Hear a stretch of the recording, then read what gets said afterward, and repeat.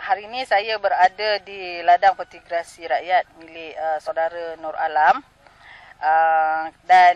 Saya ingin mengucapkan tahniahlah kepada saudara Nur Alam yang selaku orang muda yang mempunyai minat yang cukup mendalam dalam bidang pertanian, dan saya mengharapkan apa yang diusahakan oleh saudara Nur Alam ataupun cara pemikirannya dapat diikuti oleh orang-orang muda yang lain, kerana sebelum ni berada dalam satu sektor Kuala Putih yang mempunyai pendapatan yang cukup lumayan, tetapi berminat untuk mengusahakan ladang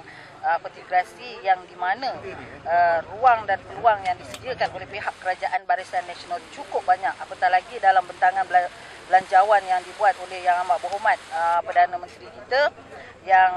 meletakkan belanjawan yang cukup besar untuk sektor pertanian.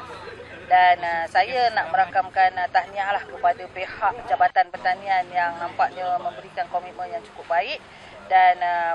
menjayakan ladang mereka untuk dijadikan sebagai satu sumber pendapatan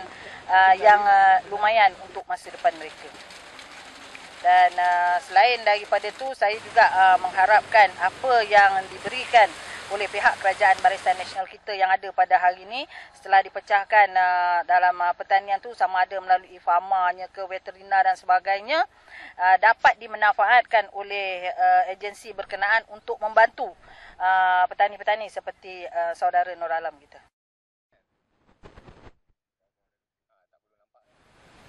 Setakat ni saya dapat bantuan daripada Jabatan Pertanian berupa rumah fertigasi rakyat, bantuan baja dan subsidi, dan juga lain-lain peralatan yang dapat membantu saya untuk meneruskan penanaman cili ini. Selain daripada itu, atas inisiatif untuk mencari khusus-khusus yang diajukan. Setakat ni kalau di bawah bimbingan Jabatan Pertanian, kita baru ada dua lah, iaitu Cik Nur Alam di Fedas Mencu dan Cik Nur Syam di Kampung Lukut. Maknanya kedua-dua usahawan ni menerima bantuan sama, iaitu satu set fertigasi yang bernilai RM20,000 serta bantuan baja baja subsidi, peralatan seperti peralatan pertanian seperti kereta sorong dan lain-lain lah untuk membantu diorang dalam menjalankan projek ini.